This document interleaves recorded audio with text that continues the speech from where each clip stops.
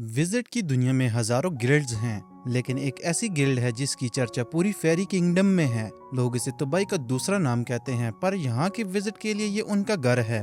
आज हम बात करेंगे एक ऐसे सफर की जो शुरू होता है लूसी की एक ख्वाहिश से, और एक ऐसे फायर ड्रैगन से जो दिखने में तो अजीब है पर उसकी ताकत का कोई अंदाजा नहीं लगा सकता।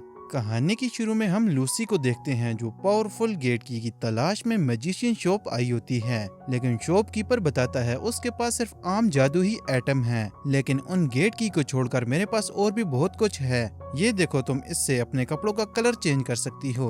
लूसी बताती है ये एटम उसके पास पहले से है। तभी लूसी को एक सिल्वर कलर गेट की नजर आती है। ये तो द वाइटो की है, लेकिन ये गोल्डन की के मुकाबले में काफी कमजोर है। मुझे नहीं लगता ये तुम्हारे किसी काम की होगी। लूसी कहती है तुम सिर्फ मुझे इसकी प्राइस बताओ। अच्छा, तुम्हारे लिए सिर्फ 20,000। क्या कहा? ये तो सिल्वर की है, कुछ तो कम करो। पर शॉपकीपर 1 रुपया भी कम नहीं करता। लूसी गुस्से से शॉप से बाहर आ जाती है। कुछ देर चलने के बाद एक क्राउड की तरफ देखती है जो सलामंदर के नारे लगा रहे होते हैं। लूसी सलामंदर का नाम सुनकर खुश हो जाती है। कहती है अगर वो उनसे मिले तो फ्री में गेट की ले सकती है, क्योंकि वो एक पावरफुल मैजिशियन है।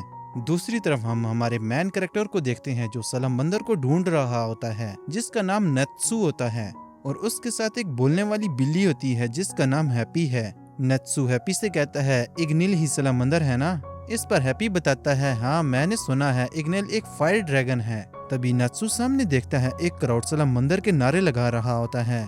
क्राउड की तरफ देखते हैं जहां एक नमूना खुद को सलामंदर कह रहा होता है। असल में इसने सभी को चांद स्पेल से कंट्रोल किया होता है। लूसी भी उस स्पेल के कंट्रोल में आ जाती है, लेकिन तभी वहां नत्सु आ जाता है। नत्सु के आते ही स्पेल का असर खत्म हो जाता है। देखते ही पहचान जाता है ये नमूना खुद को सलामंदर कह रहा है। ये बोलकर वहां से चला जाता है, लेकिन लड़कियां सलामंदर पर पूरी तरह पागल हो गई थीं। नत्सु को बहुत बुरी तरह से पीट देती हैं। नमूना लड़कियों से कहता है अब इसे छोड़ दो, दरअसल ये मुझे ठीक से जानता नहीं है। पर लूसी समझ जाती है ये चांद स्पेल का यूज कर रहा है। नत्सु को अपना ऑटोग्राफ दे देता है, लेकिन नत्सु लेने से मना कर देता है। फिर क्या, लड़कियां एक और राउंड नत्सु पर लगा देती हैं। तभी नमूना रेड कारपेट स्पेल का यूज करके वहां से चला जाता है। जाते हुए सभी को अपनी बोर्ड पार्टी के लिए इनवाइट कर जाता है। नत्सु कहता है पता नहीं ये नमूना कौन था जो खुद को सलामंदर कह रहा था। इस पर लूसी कहती है मैं भी उसे नहीं जानती, वैसे तुम्हारा शुक्रिया मुझे स्पेल से आजाद करवाने के लिए।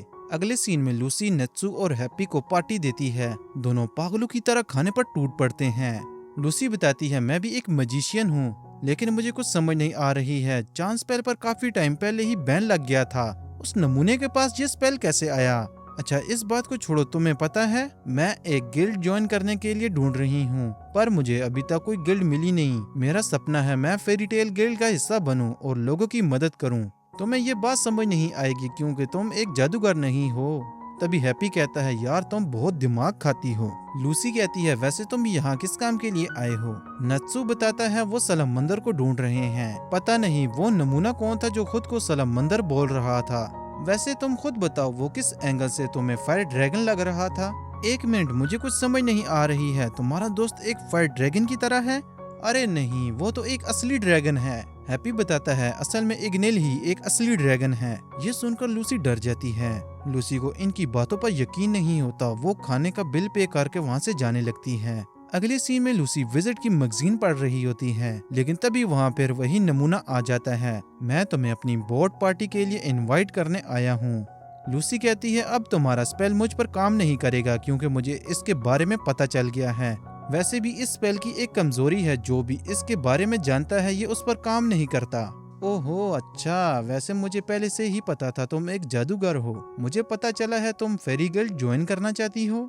लूसी कहती है तुम कहना क्या चाहते हो? तुम वही सलामंदर हो जो फेरी टेल का ताकतवर जादूगर है? हाँ हाँ मैं ही हूँ। अगर तुम मेरी पार्टी ज्वाइन करो तो मैं तुम्हारी सिफारिश करूंगा। लूसी दोबारा उसी स्पेल की लपेट में आ जाती है। नमूना इनविटेशन देकर वहाँ से चला जाता है। उसके जाते ही स्पेल का असर खत्म हो जाता है। लूसी समझ जाती है वो दोबारा उसके स्पेल की लपेट में आ गई थी। जो भी हो चलो अब मैं फेरी टेल तो ज्वाइन करूंगी। अगले सीन में देखते हैं नत्सु और हैप्पी एक ब्रिज पर खड़े होते हैं। उसी बोट को देख रहे होते हैं जिसमें उसी नमूने ने पार्टी रखी होती है। पर गाइस एक बात बता दूं, हमारे हीरो को सफर के दौरान उल्टी आ जाती है। पास ही कुछ लड़कियां खड़ी होती हैं। काश हम भी उस पार्टी को ज्वाइन कर पाती। सुनने में आया है ये वही सलामंदर है जो फेरी टेल का मेंबर है। फेरी टेल के सुनते ही नत्सू को गुस्सा आने लगता है। ये नमूना खुद को फेरी टेल का मेंबर बता रहा है। बोट की साइड देखते हैं जहाँ धूमधाम से पार्टी चल रही होती है। नमूना लूसी पर स्लीपिंग स्पेल का यूज करता है ताकि वो उसे अपनी गर्लफ्रेंड बना सके। लूसी खुद को संभालते हुए स्पेल से बाहर आ जाती है, बताती है उसे जरूर फेरी टेल ज्वाइन करना है, पर मैं इतनी गिरी हुई नहीं हूँ तुम्हारी गर्लफ्रेंड बन जाऊँ। तभी कुछ लुटेरे सभी लड़कियों को बेहोश करके उठा लाते हैं, जिसे देखकर लूसी हैरान हो जाती है। तभी नमूना कहता है तुम्हारे लिए अच्छा होगा अगर तुम अपना मुंह बंद ही रखो जब तक हम बॉस तक पहुंच नहीं जाते। लूसी अपने गेट की का यूज करने वाली होती है। तभी नमूना अपने रैपिड मैजिक से गेट की लूसी से ले लेता है। नमूना समझ जाता है ये एक सेलेस्टियल जादूगर है। इसका मतलब तुम्हारी गेट की मेरे किसी काम की नहीं है, सिर्फ इसे सेलेस्टियल जादूगर ही इस्तेमाल कर सकते हैं। ये बोलकर कीज को समुद्र में फेंक देता है। लूसी काफी डर रही होती है, उसे यकीन नहीं हो रहा था फेरी टेल का मेंबर ऐसा कैसे कर सकता है। इन सब लड़कियों ने तुम्हारा क्या बिगाड़ा है, ये बोलकर रोने लगती है। तभी वहाँ नत्सू आ जाता है।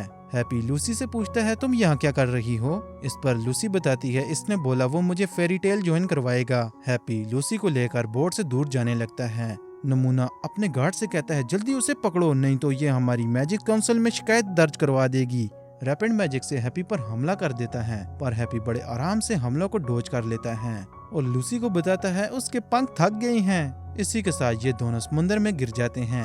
लूसी को अपनी गेट कीज मिल जाती हैं। दूसरी तरफ सब मिलकर नत्सू को धो रहे होते हैं। तभी नत्सू गुस्से से कहता है तुम फेरी टेल से हो। दूसरी तरफ लूसी अपनी गोल्डन एक वायरस गेट की का यूज करती है। दूसरे वर्ड से एक जलपरी समन हो जाती है जो अपने मैजिक का यूज करके बोट को समुद्र से निकालकर बाहर जमीन पर फेंक देती है। लूसी जलपरी से कहती है मैंने ये काम करने को नहीं बोला था। जलपरी लूसी को एक बार ही समझाती है कि वो दोबारा उसे न बुलाए क्योंकि अब कुछ टाइम वो अपने बॉयफ्रेंड के साथ होगी। लूसी जलपरी की ऐसी बातें सुनकर सटिया जाती है। नत्सू की तरफ देखते हैं जो काफी गुस्से में होता है। कहता है तुम बोल रहे हो फेरी टेल के मेंबर हो, पर मैंने तुम्हें कभी नहीं देखा फेरी टेल में। अब मैं तुम्हें दिखाता हूँ मैं कौन हूँ। नत्सू अपना कुर्ता निकालता है, उसके कंधे पर फेरी टेल का टैटू बना होता है। लूसी काफी हैरान होती है नत्सू सच में फेरी टेल का मेंबर है। एक गार्ड नत्सू का टैटू देखकर डर जाता है। बोरा ये सच में फेरी टेल का मेंबर है, अपना मुंह बंद रखो, मेरा असल नाम लेना जरूरी था। हैप्पी बताता है बुरा तुम तो वही बदमाश हो जिसे टाइटन नॉइज गिल्ड से सालों पहले निकाल दिया गया था। नत्सू बुरा से कहता है तुम जो भी हो मुझे कोई परवाह नहीं है, अगर कोई भी फेरी टेल का नाम खराब करने की कोशिश करेगा वो मेरे हाथों से मरेगा। बोरा अचानक प्रोनेंस टाइप फूड मैजिक से नत्सू पर हमला कर देता है। लूसी नत्सू की फिक्र करने लगती है, पर हैप्पी लूसी को रोक देता है। सभी लोग उस अटैक से डर कर भागने लगते हैं। बुरा बड़े स्टाइल से वहाँ से जाने लगता है। तभी नत्सू की आवाज आती है तुम्हारा अटैक में इतना ही दम है, मजा नहीं आया, इसका टेस्ट भी खराब है। बुरा और उसके गार्ड्स नत्सू को आग खाते देखकर हैरान हो जाते हैं। लूसी की तो आंखें बाहर आने लगती हैं। नत्सू कहता है चलो कोई नहीं, इसके लिए थैंक्स। तभी हैप्पी बताता है ऐसी कोई आग नहीं बनी जो नत्सू को जला सके।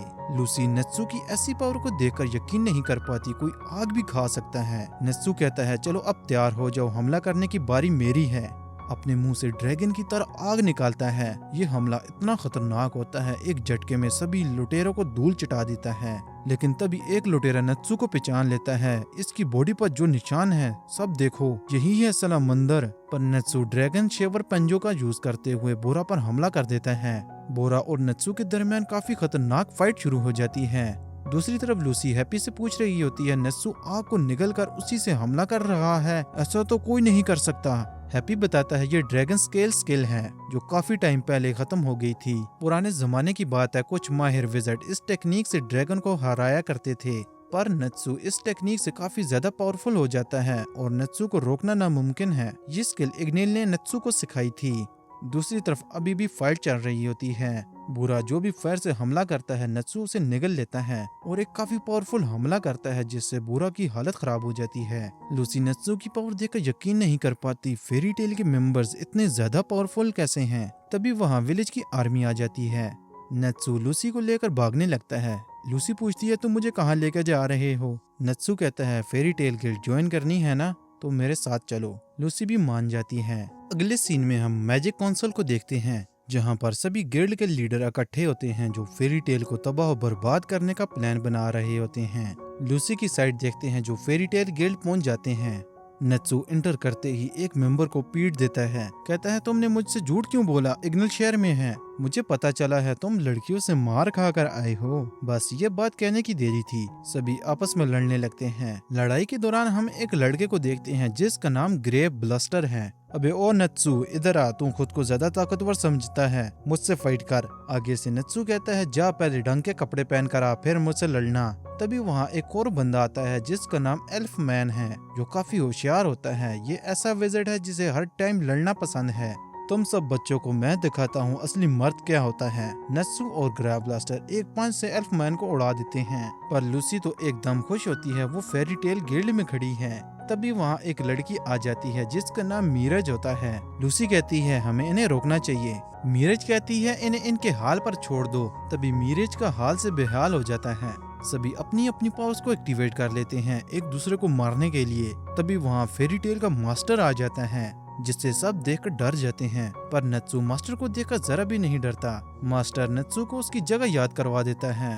लूसी को देखकर कहता है लगता है तुम यहाँ नहीं आई हो। जी सर ऐसा ही है। मास्टर अपने ओरिजिनल रूप में आ जाता है जिसे देखकर लूसी की हालत खराब हो जाती है। वो कहते हैं ना खोदा पहाड़ निकली चुईया। खैर जो भी हो आखिर ये मास्टर हैं। मीरज बताती है इनका नाम बकुरो है और ये फायर गिल्ड के इंचार्ज हैं। बकुरो सभी को बताता है ये देखो अपने कारनामों की लिस्ट जो मैजिक काउंसिल से आई है। तुम सबको कितनी बार मैंने मना किया है, ऐसा कुछ मत किया करो जिससे मुझे मैजिक काउंसिल की बातें सुननी पड़े। सभी को अपनी गलती का एहसास हो जाता है। बकुरो काफी गुस्से में आ जाता है, मैजिक काउंसिल की लिस्ट को जला देता है। सभी को बताता है मैजिक काउंसिल गया पहाड़ में। मैजिक कोई ऐसी चीज नहीं है जिसे रोक कर रखा जाए। जो लोग जितनी मेहनत करते हैं वो उतनी जल्दी अपनी लिमिट क्रॉस कर लेते हैं। तुम सब मैजिक काउंसिल को मुझ पर छोड़ दो, सभी अपनी ताकत बढ़ाने पर ध्यान दो। ऐसा कोई कानून नहीं बना जो हम पर लागू हो सके।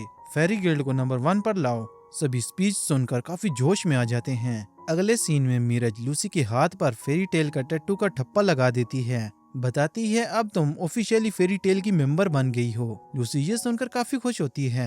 नत्सू की साइड देखते हैं जो विजिट बोर्ड की तरफ देख रहा होता है जिस पर बहुत सारे मिशन के पोस्टर होते हैं और साथ ही उनका इनाम भी लिखा होता है। नत्सू एक मिशन सिलेक्ट करता है जिसकी इनाम की प्राइस 1,60,000 होती है।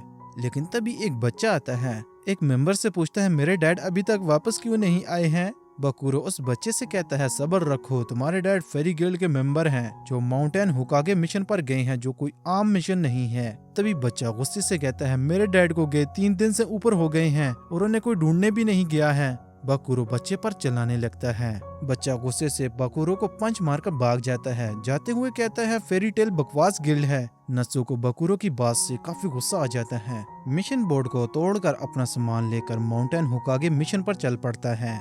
एक मेंबर बकुरो को बताता है आपको पता है ना ये कहाँ जा रहा है, अभी तो ये बच्चा है।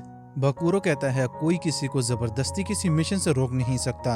लूसी पूछती है पर नत्सू नाराज होकर क्यों गया है। इस पर मीरज बताती है नत्सू की कहानी भी उसी बच्चे की तरह है। हम बेशक फेरी टेल के मेंबर हैं लेकिन हमने भी बहुत गरीबी देखी है। अगले सीन में नत्सू के साथ लूसी भी कैरेज में होती है पर नत्सू की हालत खराब होती है। मैंने आपको बताया था ना नत्सू को सफर के दौरान उल्टी आती है, पर लूसी काफी नर्वस थी। एक फ्लैशबैक देखते हैं जहां पर मीरज नत्सू के बारे में लूसी को बता रही होती है। काफी टाइम पहले नत्सू के डैड उसे छोड़कर चले गए थे। उसे पालने वाला इग्निल ड्रैगन है।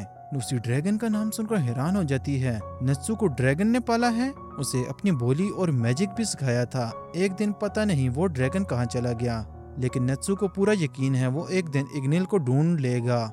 नत्सू की साइड देखते हैं जो माउंटेन हुकागे के इलाके में इंटर कर जाता है जहां हर तरफ बर्फ के पहाड़ होते हैं। लूसी नत्सू से कहती है यहाँ बहुत ठंड है, मुझे जल्दी से अपना कंबल दो। इस पर नत्सू कहता है तुम्हें किसने बोला था हमारे साथ आने को। कंबल ना मिलने पर लूसी अपनी एक क्लॉक स्टेशन गेट की का यूज करती है, खुद को क्लॉक के अंदर बंद कर लेती है। नत्सू कहता है ये क्या बड़बड़ा रही है, मुझे इसकी आवाज नहीं आ रही। क्लॉक बताता है वो कह रही है आगे मैं नहीं जाऊंगी, ये कैसी जगह है। नत्सू बताता है माँ को एक वोल्कन दरिंदे को मारने यहाँ आया था और तुम्हें यहाँ आने से पहले सोचना चाहिए था। ये बोलकर नत्सू आगे बढ़ने लगता है। कुछ देर चलने के बाद नत्सू माको को आवाज लगाता है। आवाज सुनते ही वोल्कन नत्सू पर हमला कर देता है। चालाकी से लूसी को उठाकर गुफा की तरफ भागने लगता है। गुफा के अंदर देखते हैं जहाँ पर वोल्कन लूसी पर लट्टू हो जाता है। क्लॉक का टाइम ओवर होते ही वहाँ से चला जाता है। लूसी वोल्कन को देखकर रोने लगती है। तभी वहाँ नत्सु भी आ जाता है, पर एंट्री के दौरान नत्सु के पैर फिसल जाते हैं। लड़की के सामने बेइज्जत हो जाता है। लूसी नत्सु की एंट्री देखकर उल्टी करने वाली होती है। नत्सु वोल्कन से पूछता है, मेरे दोस्त कहाँ है? अब बता, तुझे वैसे भी मेरी भाषा समझ आती है ना, कहाँ है मेरा दोस्त? वोल्कन हाथ से दूसरी तरफ इशारा करता है। नत्सु जैसे ही बाहर जाकर देखता है, वोल्कन पीछे से धक्का दे देता है। नत्सु सीधा खाई में गिर जाता है। दूसरी तरफ वोल्कन कह रहा होता है वो सिर्फ लड़कियों से बात करता है। लूसी गुस्से से अपनी गोल्डन गेट की का यूज करती है। इस बार टोरेस को समन करती है जो कि एक बैल होता है। लूसी वोल्कन को धमकाते हुए कहती है, ये मेरी पावरफुल की में से एक है, तुम इसे हरा नहीं पाओगे। बैल अपनी तारीफ सुनकर लूसी पर लट्टू हो जाता है। ये देखकर वोल्कन बैल से कहता है, ये लड़की मेरी है। अब क्या दोनों मजनू के दरमियान फाइट शुरू हो जाती है। फाइट अभी शुरू ही हुई थी, बीच में नत्सु आते ही बैल का कंडा गोल कर देता है। लूसी नत्सु पर चलाने लगती है। नत्सु कहता है, यहाँ तो एक दानव था, फिर दूसरा कहाँ से आ गया? लूसी बताती है, बैल एक स्पिरिट है, पागल कहीं के, वैसे तुम कैसे बचे? इस पर नत्सु बताता है, ये हैप्पी की वजह से हो पाया है। लूसी नत्सु की टांग खींचते हुए कहती है, वैसे तुम्हें हर सफर में उल्टियाँ लग जाती हैं, पर हैप्पी के साथ नहीं लगती, ये क्या माजरा है? नत्सु बताता है, ये कोई गाड़ी थोड़ी है, ये मेरा दोस्त है। ये बात सुनकर लूसी माफी मांगती है। वोल्कन मौका देखते ही नत्सु पर हमला कर देता है, पर नत्सु हमले को बड़े आराम से डॉज कर लेता है और बताता है, फेरी गिल्ड में सभी मेरे दोस्त हैं, चाहे वो कोई भी हो। अगर कोई उन पर हमला करेगा उसे मेरे हाथों मरना होगा। एक जोरदार वोल्कन को लात मारता है। वोल्कन पीछे धकेला जाता है। अगले ही पल आइस कील से नत्सु पर हमला कर देता है। वोल्कन मौका देखते ही बैल का ओक्स उठा लेता है। नत्सु बड़े आराम से अटैक को डॉज कर रहा होता है, तभी नत्सु का पैर फिसल जाता है। ऊपर से वोल्कन हमला करने ही वाला होता है। नत्सु अपने हाथों से ओक्स को पकड़ लेता है। अपनी फायर मैजिक से ओक्स को पिघलाकर खा जाता है। अब नत्सु पहले से काफी ज्यादा पावरफुल हो जाता है। अपना एक पावरफुल हमला करता है जिसका नाम ड्रैगन स्पेयर होता है। हमला लगते ही वोल्कन का काम तमाम हो जाता है। लूसी नत्सु से कहती है, तुम्हें तो वोल्कन से अपने दोस्त के बारे में पूछना था। नत्सु कहता है, वो फाइट के दौरान इस बारे में भूल गया था। तभी अचानक वोल्कन ट्रांसफॉर्म होकर माको बन जाता है। लूसी ये देखकर नत्सु से कहती है, वो वोल्कन तुम्हारा अपना दोस्त था?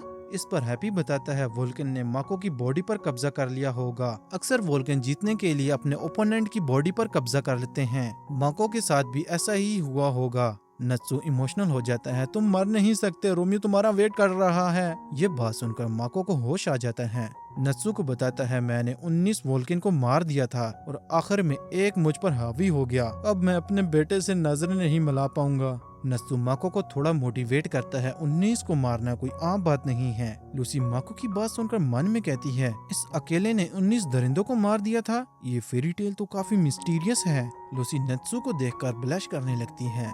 अगले सीन में रोमियो की तरफ देखते हैं जो अपने पास्ट को याद कर रहा होता है, जहाँ पर उसके दोस्त उसका मजाक उड़ा रहे होते हैं। फेरी टेल तो बहुत कमजोर है। तभी वहाँ नत्सु माको को साथ लेकर आ जाता है, जिसे देखकर रोमियो काफी इमोशनल होकर माको के गले लग जाता है। माको अपने बेटे से कहता है, अगली बार जब तुम्हारे दोस्त तुम्हारा मजाक उड़ाएं तो उन्हें बोलना, क्या तुम्हारे डैड 19 दरिंदों को मार सकते हैं? मेरे डैड तो मार सकते हैं। ये सुनकर रोमियो काफी खुश हो जाता है। नत्सु और लूसी को थैंक्स बोलता है। लूसी मन में कहती है, फेरी टेल में सभी दिमाग से पैदल हैं, पर इनका दिल बहुत बड़ा है। मुझे अब फेरी टेल बहुत पसंद आने लगा है। अगले सीन में देखते हैं लूसी के घर नत्सु और हैप्पी आते हैं एक टीम क्रिएट करने के लिए। हैप्पी लूसी को बताता है, गिल्ड में सभी लोगों ने अपनी टीम बना ली है। जब भी कोई मिशन पर जाता है अपनी टीम साथ लेकर जाता है। इससे मिशन को कंप्लीट करने में आसानी हो जाती है और इनाम मिलने पर पूरी टीम में डिवाइड कर दिया जाता है। इनाम का सुनते ही लूसी टीम वर्क का वादा कर देती है। नत्सु मौका देखते ही मिशन की डिटेल्स लूसी को दे देता है। लूसी मिशन की डिटेल्स रीड करती है। हमें कबीरो नामी बुड्ढे से एक बुक लेनी है। इस बुड्ढे को एक गोल्डन बालों वाली खूबसूरत मेड चाहिए। इस मिशन को कंप्लीट करने का इनाम 2 लाख है। नत्सु कहता है, गोल्डन बालों वाली लड़की तो हमारी टीम में है। हैप्पी बताता है, फिर किस बात की देरी, चलो अब इसे मेड वाला ड्रेस पहनाते हैं। लूसी कहती है, ये बहुत गलत बात है। इस पर नत्सु कहता है, तुम एक सेलेस्टियल जादूगर हो जो अपने वादे से पीछे नहीं हट सकती। अब तुम हमारे साथ फंस गई हो। गिल्ड की तरफ देखते हैं जहाँ पर एक लड़की अपनी टीम के साथ उसी बुक मिशन को विजिट बोर्ड पर ढूंढ रही होती है। मीरज बताती है वो मिशन नत्सु ने ले लिया है। इस लड़की का नाम लीवा होता है। लीवा कहती है मुझे पैसों की जरूरत थी। बकुरो बताता है उस क्लाइंट ने मुझसे बात की थी। मीरज कहती है क्या उन्होंने ये मिशन वापस ले लिया है? नहीं, उल्टा हुआ है, उस मिशन की कीमत बढ़कर 200 लाख हो गई है। इनाम की रकम सुनते ही लीवा की पूरी टीम हैरान हो जाती है। लूसी की तरफ देखते हैं जो कैरेज में बैठे होते हैं। नत्सू से पूछती है उसने उसे टीम में क्यों चुना। इस पर नत्सू कहता है क्योंकि तुम्हारा दिल साफ है। लूसी अपनी तारीफ सुनकर शर्माने लगती है। कुछ देर चलने के बाद लूसी हैप्पी से कहती है मेरा काम इस मिशन में सबसे ज्यादा है तो इनाम 80-10-10 में बटेगा। इस पर हैप्पी कहता है ये क्या बात हुई, हमें सिर्फ 10% मिलेगा। लूसी चलाते हुए कहती है मुझे 80% चाहिए। अगले सीन में ये सब शरुस्तो सिटी पहुंच जाते हैं जहाँ पर नत्सू कुछ खाने के लिए रेस्टोरेंट में रुकता है और लूसी ड्रेस चेंज करने चली जाती है। नत्सू और हैप्पी के खाने के दौरान लूसी आ जाती है। कहती है लड़कों मुझे बताओ मैं कैसी लग रही हूँ। मास्टर आपने पेट भरकर खाना खाया है कि नहीं? असल में लूसी मेड बनने की प्रैक्टिस कर रही होती है। नत्सू और हैप्पी आपस में कहते हैं हमने तो इसके साथ मजाक किया था, इसने तो सच मान लिया है। लूसी कहती है उसने सब सुन लिया है। अगले सीन में ये सब उसी बंदे के पास पहुंच जाते हैं जिसने इस मिशन पर इनाम रखा था। इसका नाम काबी होता है। काबी डायरेक्ट पॉइंट की बात पे आता है। बताता है अबीरो के पास टी ब्रेक की एक बुक है, मैं सिर्फ इतना चाहता हूँ तुम उसे जला दो। नत्सू कहता है ये तो उसके बाएं हाथ का खेल है। लूसी नत्सू से कहती है मैं जेल जाना नहीं चाहती। काबी सर क्या आप मुझे वजह बता सकते हैं उस बुक को जलाना क्यों है? नत्सू कहता है हमें इस बात से क्या मतलब, हमें तो 2 लाख मिल रहे हैं ना। काबी बात को काटते हुए कहता है लगता है आपको पता नहीं है, मैंने इनाम 20 लाख कर दिया है। 20 लाख सुनते ही तीनों का मुंह खुल जाता है। काबी बताता है इस बुक को खत्म करना मेरे लिए बहुत जरूरी है। नत्सू बिना कोई रिप्लाई दिए लूसी को लेकर अपने काम पर निकल जाता है। अगले सीन में लूसी कबीरों के किले के बाहर खड़ी होती है। कहती है अगर आपको मेड की जरूरत है तो मुझे रख सकते हैं। तभी एक मेड जमीन को चीरते हुए बाहर आती है। लूसी से कहती है तुम्हें हमारे मास्टर ने भेजा है ना। तभी वहाँ कबीरों भी आ जाता है। आते ही कहता है वो सिर्फ खूबसूरत मेड को ही नौकरियां देता है, तुम्हारी तरह बदसूरत को नहीं। फिर हम उन 4 खूबसूरत मेड को देखते हैं जो कबीरों के साथ चिपकी होती हैं। यार सच बताओ मुझे खुद इन्हें देखकर डर लग रहा है। लूसी अपनी इतनी ज्यादा बेइज्जती सुनकर रोने लगती है। नत्सू कहता है तुम किसी काम की नहीं हो। इस पर लूसी बताती है उसने अपनी तरफ से पूरी कोशिश की थी पर उस बुढ़े को पता ही नहीं है खूबसूरत और बदसूरत का फर्क। नत्सू कहता है अब उन्हें प्लान बी का इस्तेमाल करना होगा, हम छुप कर किले में एंटर होंगे। पर कबीरो इन्हें प्लान करते हुए क्रिस्टल बॉल में देख लेता है। ये फेरी टेल्स हैं, इन्हें आने दो। नत्सू की साइड देखते हैं जो किले की लाइब्रेरी में एंटर कर जाते हैं।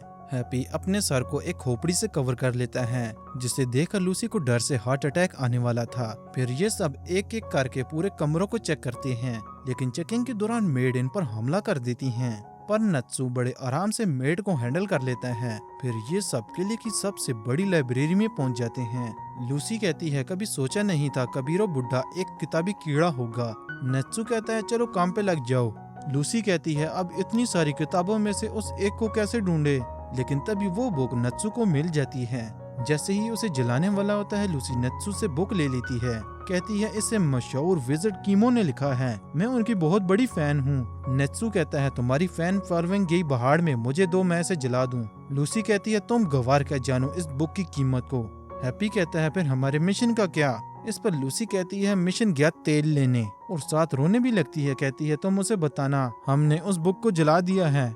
नत्सू कहता है ये उसके उसूलों के खिलाफ है, अगर मैंने मिशन लिया है तो मैं इसे पूरा भी करूंगा। तभी वहाँ कबीरो आ जाता है। कहता है सोचा नहीं था तुम नमूने सिर्फ एक छोटी सी बुक के लिए आए होगे। नत्सू लूसी पर गुस्सा करते हुए कहता है ये सब तुम्हारी वजह से हुआ है। इसके लिए लूसी नत्सू से माफी मांगती है और सोचती है कुछ तो खास है इस बुक में जो कि वो सर ने इतना बड़ा इनाम रखा है। कबीरो कहता है अब आराम से इस बुक को मेरे हवाले कर दो। नत्सू लूसी से दोबारा बुक मांगता है जलाने के लिए, पर लूसी फिर मना कर देती है। कहती है अगर तुमने इसे जलाना ही है तो मैं थोड़ी देर बैठकर पढ़ लेती हूँ। तभी कबीरो अपने 2 बॉडीगार्ड सदद वुल्फ को बुला लेता है जो नत्सू को देखकर कहते हैं लगता है इन नकम्मों को घर से निकाल दिया है।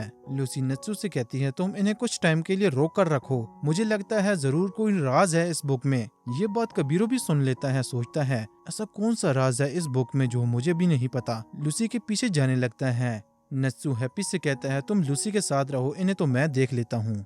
सदद वुल्फ नत्सू की एबिलिटी के बारे में बताते हैं। तुम फेयर मजिशियन हो ना, और तुम्हारे साथ जो लड़की है वो गैजेट होल्डर है। नत्सू कहता है ओहो तुमने मेरे बारे में काफी कुछ जानकारी इकट्ठी की है, चलो अब आ जाओ, मैं तुम्हें असली फायर की ताकत दिखाता हूँ। ड्रैगन हैमर स्किल से उन पर हमला कर देता है, पर सदत बड़े आराम से नत्सु के हमला को रोककर नत्सु को बड़ी बेरहमी से मारने लगते हैं और साथ बताते हैं हमें स्पेशल फायर मजिशियन से फाइट करने के लिए तैयार किया गया है। पर इनके हमलों से नत्सु को जरा भी फर्क नहीं पड़ता। नत्सु बताता है अगर तुम्हारे हमलों में इतना ही दम है तो तुम आज मेरे हाथों से ही मरोगे। इस बार सदत मिलकर नत्सु पर हमला करते हैं और बताते हैं तुम विजिट ज्यादातर दिमाग का यूज करते हो, इसीलिए तुम्हारी बॉडी कमजोर होती है और हम अपनी बॉडी को ट्रेन करते हैं, इसीलिए हम तुमसे ज्यादा पावरफुल हैं। नत्सु रिप्लाई में कहता है अब भाषण देना बंद करो, आ जाओ। लूसी की साइड देखते हैं जो बुक को अपने मैजिकल ग्लासेस से पढ़ रही होती है, जिससे लूसी की पढ़ने की स्पीड काफी तेज हो जाती है। लेकिन तभी दीवार के पीछे से कबीरो लूसी को पकड़ लेता है। अब मुझे बताओ कौन सा राज है इस बुक में। लूसी राज बताने से मना कर देती है। नत्सु की साइड देखते हैं जहाँ पर सदत वुल्फ मिलकर नत्सु को बहुत बुरी तरह से पीट रहे होते हैं और दोनों साथ मिलकर बताते हैं ये हमारी सबसे खतरनाक टेक्निक है, हेवन और अर्थ टेक्निक, जिससे आज तक कोई जिंदा नहीं बच पाया है। नत्सु कहता है पर मैं तो बच गया हूँ। ये देखकर सदत वुल्फ हैरान हो जाते हैं। नत्सु अपनी फायर रोलिंग टेक्निक का यूज करता है, पर ये टेक्निक भी किसी काम नहीं आती। सदत अपने वेपन में फायर को सोख लेते हैं और वापस उसी पर अटैक कर देते हैं, जो कि इनकी बहुत बड़ी गलती होती है। नत्सु पूरी फायर को निकल जाता है, जिसे देखकर दोनों वुल्फ डर जाते हैं। इस बार नत्सु काफी पावरफुल विंड टोर्नेडो स्किल का यूज करता है, जिससे एक बहुत बड़ा ब्लास्ट होता है। दोनों वुल्फ फ्राई हो जाते हैं। लूसी की साइड देखते हैं जहाँ पर कबीरो उसे काफी फोर्स कर रहा होता है राज उगलवाने के लिए, यहाँ तक कि उसके हाथ तोड़ने वाला होता है। बीच में हैप्पी आ जाता है, जिसकी वजह से लूसी कबीरो के हाथों से बच जाती है। कबीरो लूसी पर काफी वार करने की कोशिश करता है, पर हर बार लूसी हमलों को डोज कर लेती है। लूसी बताती है मैंने इस बुक को पढ़ लिया है, ये तुम्हारी कभी थी ही नहीं। इस पर कबीरो बताता है ऐसा हो ही नहीं सकता, मैंने खुद कीमो से ये लिखवाई थी। ये सुनकर लूसी हैरान हो जाती है। कबीरो बताता है मुझे ये बुक लिखवाने के लिए उसकी फैमिली को बंदी बनाना पड़ा था और साथ ही मैंने उसे जेल में भी कैद कर दिया था ताकि वो आराम से मेरी बुक लिख सके। लूसी कहती है तो वो तुम थे जिसने कीमो को 3 साल तक जेल में रखा था, क्या तुम सच में इतने पावरफुल थे उस टाइम? कीमो खुद एक जादूगर हैं, उन्होंने तुम्हारे लिए बुक तो लिख दी थी, पर जाते जाते उन्होंने अपनी पूरी पावर्स इस बुक में डाल दी थी। लूसी साथ ही अपनी गोल्डन गेट की का यूज करती है। इस बार ग्रैब को बुलाती है जो केकड़े की तरह होता है और तुम भूल जाओ ये बुक मैं तुम्हें दूंगी। कबीरो मन ही मन में काफी डर रहा होता है, कहीं उसने मेरा काला चिट्ठा इस बुक में तो नहीं लिख दिया, क्योंकि एंड टाइम पर कीमो ने अपनी पावर से इस बुक को चेंज कर दिया था। अगर मेरे कर्मों के बारे में मैजिक काउंसिल को पता चल गया तो मेरी खैर नहीं, मुझे ये सब होने से रोकना होगा। अपनी गोल्डन गेट की से उसी जॉन्ड मेड को समन कर देता है, पर इस बार इस मेड के साथ नत्सु भी आ जाता है। लूसी नत्सु से पूछती है तुम यहाँ कैसे आए हो? नत्सु बताता है जब मैं इस मेड के पास गया था तो अचानक ये मेड गायब हो गई और हम यहाँ पर पहुँच गए। लूसी सोचती है नत्सु एक स्पिरिट के साथ दूसरे वर्ल्ड से होकर आया है, ये नामुमकिन है। नत्सु कहता है लूसी जल्दी बताओ मुझे क्या करना है, और क्या इस मेड को खत्म करो। नत्सु अपने एक ही फायर टोर्नेडो स्किल से मेड को ढेर कर देता है। दूसरी तरफ लूसी अपनी चाबुक से कबीरो को पकड़ लेती है। ग्रैब मौका देखते ही कबीरो को टकला कर देता है। तभी अचानक पूरा किला गिरने लगता है। नत्सु लीसा के काम से काफी खुश था, लेकिन हम दूल में देखते हैं स्पिरिट ने कबीरो को बचा लिया होता है। फिर ये सब काबी के पास आ जाते हैं। लूसी काबी को बुक दे देती है, कहती है अब आप इसे खुद जला सकते हैं। काबी थोड़ा नर्वस होता है, मैंने ये काम तुम्हें दिया था। इस पर लूसी बताती है आप कीमो के बेटे हैं ना, आप नहीं चाहते आपके डैड की इज्जत पर काला धब्बा लगे। काबी लूसी की ये बात सुनकर हैरान हो जाता है, तुम्हें कैसे पता चला मैं कीमो का बेटा हूँ? इस पर नत्सु कहता है क्या तुमने इस बुक को पढ़ा था? नहीं, मेरे डैड ने कहा था ये किसी काम की नहीं है। ये सुनते ही नत्सु काफी गुस्से में आ जाता है। हम अपनों की आखिरी निशानी बचाने के लिए अपनी जान तक दे देते हैं और तुम इसे जलाने पर तुले हो? लूसी नत्सु से कहती है पहले इनकी बात तो सुन लो। काबी बताता है इस बुक की वजह से हमारे खानदान की काफी बदनामी हुई है। एक फ्लैशबैक देखते हैं जहाँ पर कीमो आजाद होते ही अपने घर आ जाता है। अपने बेटे से कहता है आज के बाद वो कोई बुक नहीं लिखेगा। ये बोलकर अपना बाजू काट देता है। काबी अपने डैड को रोकने की काफी कोशिश करता है, तब तक बहुत देर हो चुकी थी। अगली सीन में कीमो हॉस्पिटल में एडमिट होता है। काबी कहता है आपने उस दरिंदे के साथ काम ही क्यों किया? कीमो बताता है सिर्फ पैसों के लिए। काबी कहता है आपके पैसों के चक्कर में हम सब बर्बाद हो गए हैं। कुछ दिन बाद कीमो की डेथ हो जाती है। काबी बताता है उस दिन के बाद उसने अपने डैड से नफरत करना शुरू कर दी थी। अब मुझे सब समझ आ गया है, इन सब की जड़ ये बुक है, इसीलिए मैं इसे जलाना चाहता हूँ। काबी जैसे ही बुक को जलाने वाला होता है तभी बुक से स्पेल हट जाता है जो कीमो ने किया था। बुक चेंज होकर काबी पर बन जाती है। ये देखकर काबी हैरान हो जाता है। लूसी और काबी सब काफी खुश होते हैं। लूसी बताती है वो हर टाइम आपके बारे में ही सोचते रहते थे, अब आप आराम से ये बुक पढ़ सकते हैं। नत्सु कहता है अब यहाँ पर हमारा काम खत्म होता है और हमें इनाम भी नहीं मिलने वाला है। लूसी कहती है क्यों, हमने इतनी मेहनत की है, इनाम तो मिलना चाहिए ना। नत्सु बताता है हमारा काम था इस बुक को जलाना जो हम नहीं कर पाए। काबी कहता है कुछ तो आपको लेना चाहिए। नत्सु मना कर देता है। हैप्पी लूसी को समझाता है इनकी खुशी को छीनना चाहती हो, चुपचाप चलो अब यहाँ से। रास्ते में लूसी नत्सु और हैप्पी को डांट रही होती है। हमने उन्हें खुश तो किया था ना, इनाम तो ले लेते। मैंने घर का किराया भी देना है जो कि 70,000 है। नत्सु बताता है वो घर काबी का नहीं था और एक बात उनके पास इतने पैसे भी नहीं थे। बंदा कुछ तो फेरी टेल की इज्जत रख लेता है। हैप्पी बताता है अगर लूसी तुम्हारी जगह होती तो फेरी टेल की इज्जत की धज्जियां उड़ा देती। लूसी पूछती है आखिर तुम्हें कैसे पता चला वो घर उनका नहीं है और वो गरीब है। नत्सु बताता है उनकी खुशबू उस घर से जरा भी मैच नहीं कर रही थी। अगले दिन ये अपने घर की तरफ जा रहे होते हैं। रास्ते में नत्सु को किसी का एहसास होता है, वो उस पर हमला कर देता है। तभी हम देखते हैं ये तो ग्रे है। नत्सु ग्रे से पूछता है तुम यहाँ क्या कर रहे हो। ग्रे बताता है वो हल्का होने आया था। इसी तरह ये दोनों आपस में लड़ने लगते हैं। अगली सीन में सब एक चट्टान पर बैठे होते हैं। ग्रे लूसी को बताता है वो एक काम के लिए आया था, वैसे तुम घर जा रहे हो, ये रास्ता शॉर्टकट है, तुम सीधा घर पहुंच जाओगे। नत्सु कहता है तुम पहले जाओ हम भी आ जाएंगे। ग्रे कहता है अच्छा ऐसी बात है, लगता है तुम्हें जिंदा नहीं रहना। लूसी कहती है ये कैसी बात हुई। ग्रे थोड़ा नर्वस होते हुए कहता है इर्जा इसी तरफ आ रही होगी। इर्जा का नाम सुनते ही नत्सु की भी हालत खराब हो जाती है।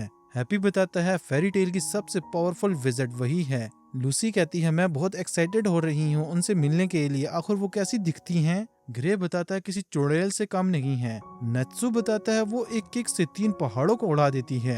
ये बात सुनकर लूसी भी डर जाती है। सब वहाँ से जाने ही वाले होते हैं। अचानक एक गिल्ड हैप्पी को पकड़ लेती है, उसे पकाने वाले होते हैं। तभी नत्सु और बाकी सब उन्हें धमकी देते हैं अगर तुम्हें भूख लगी है जाके खाना ऑर्डर करो, मेरे ही दोस्त को मेरे सामने पकाओगे, तुम्हारी इतनी हिम्मत। ग्रे कहता है तुम भी विज़र्ड हो, बताओ कौन सी गिल्ड से हो, पर वो सब अपनी गिल्ड बताने से मना कर देते हैं। दोनों गिल्ड के दरमियान फाइट शुरू हो जाती है।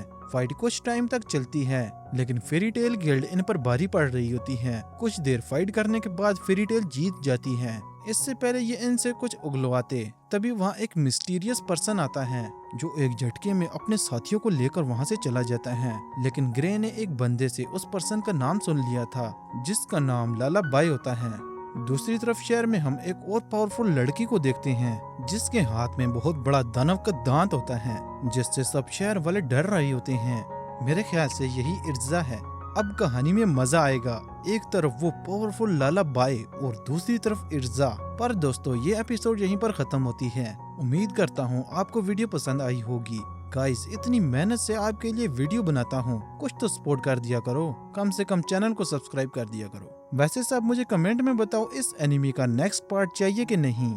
अगर आप लोगों को ये एनिमे पसंद आया तो मैं इसका सेकंड पार्ट भी बनाऊंगा। उसके लिए इस वीडियो पर अच्छा रिस्पॉन्स आना चाहिए। तब तक मेरी बाकी वीडियो चेकआउट कर सकते हो और सब अपना अपना फेवरेट एनिमे कमेंट में जरूर बताना। जिस एनिमे के ज्यादा कमेंट हुए नेक्स्ट वीडियोस पर आएगी। चैनल को सब्सक्राइब करना भूलना नहीं और अपने दोस्तों के साथ जरूर शेयर करना। फिर मिलते हैं नेक्स्ट वीडियो में।